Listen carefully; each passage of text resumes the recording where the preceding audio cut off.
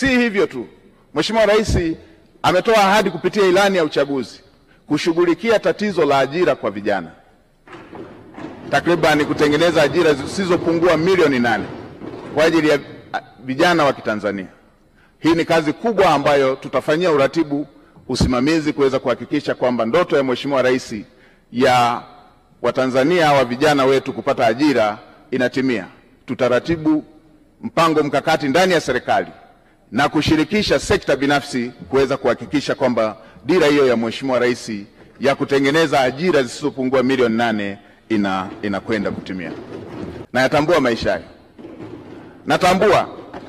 Natambua mnaenda kula pamoja na watoto wote rika mbalimbali, mko takriban 20 kwenye chungu kimoja cha mboga, chungu kimoja cha sahani moja ya ugali.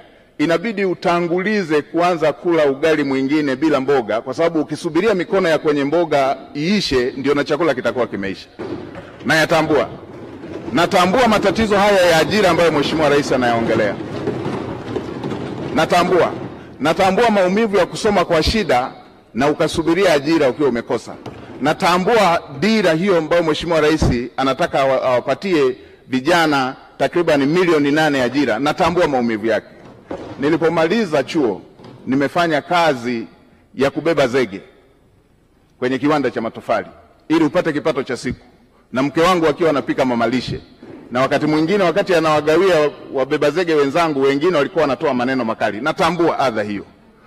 Niwahakikishie Watanzania hasa wa mazingira ya chini watasikilizwa kwenye kila ofisi ya umma.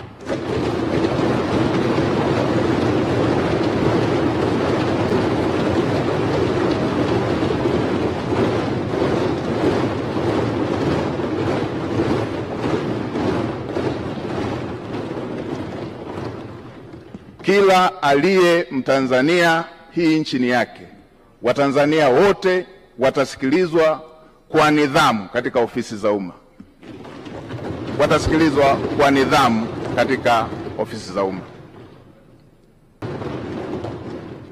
Kwa watumishi wa umma wavivu, wazembe, wala rushwa,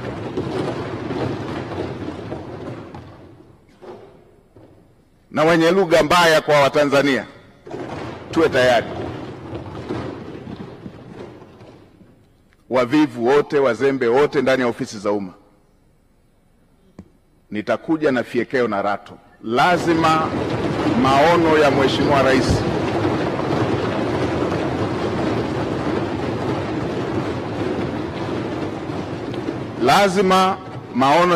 Rais ahadi ambazo Mheshimiwa Rais amewaahidi wa Tanzania lazima zitekelezwe.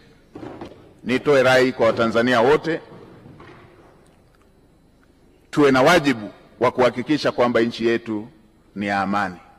Tumtangulize Mungu hata kwa yale tunayoona ni magumu, ili tuweze kuhakikisha kwamba Mungu anatusaidia kupata ufumbuzi wake, kwa sababu kwake yote ni mepesi. Asanteni sana Watanzania wote. Mheshimiwa Spika, nakushukuru kwa mara nyingine. Asante sana kwa kunipa nafasi.